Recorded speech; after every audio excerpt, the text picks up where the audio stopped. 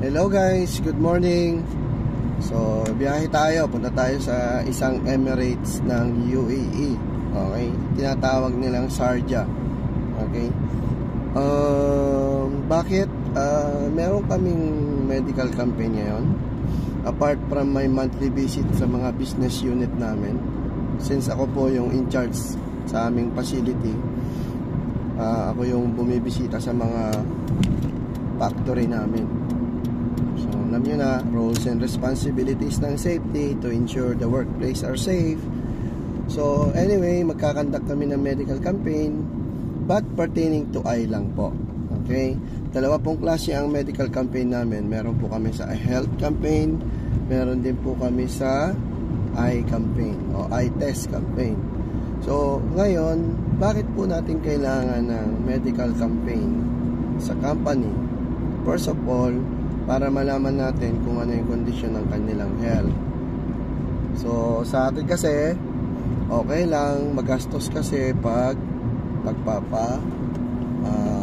magpapa-medical. Ayaw gumastos ng medical. Paano kaya yan? Paano nyo malalaman kung ano yung sakit nyo? Paano nyo malalaman kaagad para malunasan agad? Okay guys? So, wag kayong tawag nun, kayong papasiguro. Okay? Porket hindi kayo porket wala kayong nararamdaman, okay lang yon. Wag po ninyong gagawin yon. Okay? Suddenly, marami pong nangyayaring ganon. At the end of the day, kayo po magsasuffer. Parang sasakyan po yan. Pag mayroon kayo naramdaman sa sasakyan, paggawa ka agad. Kasi pag lumala, mas malaki ang gastos po. Ano po?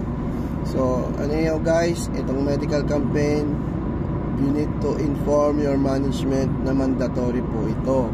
Or, nasa sa inyo po yan.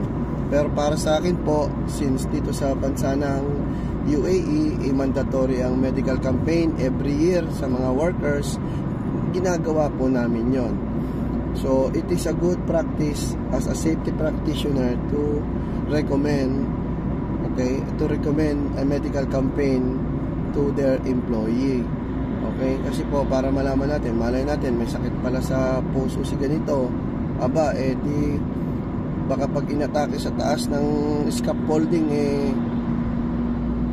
biglang malaglag. O, anong mangyayari po? Mas malaki po yung sanction nyo sa sa authority. Okay?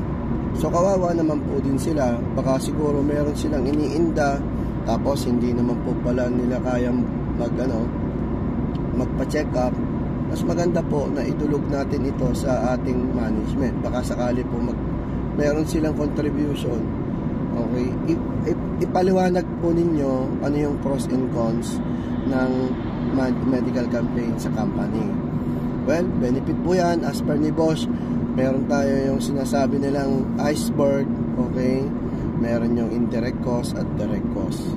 So, one of the reason kaya kailangan natin maging proactive, kasi nga mostly ganun na nangyayari dyan sa Pinas, ayaw magpa-check up kasi nga walang pera. Pero malaking benefit po sa company ito.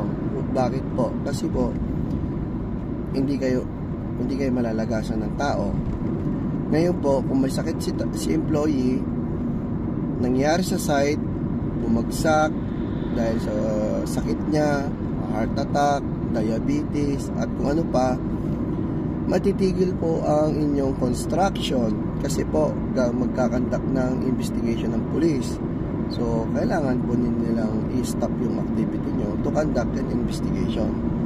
Okay guys, apart from investigation ng police, investigation din po ng inyong company. So guys, ako nagsasabi sa inyo, magandang recommendation to sa top management. Okay guys, keep safe and have a weekend. Follow my videos, share a good things or share a good deeds. Wag po tayong mag-bash, wag po tayong magsalita ng bad words. Okay guys, masama po yun, bad yun.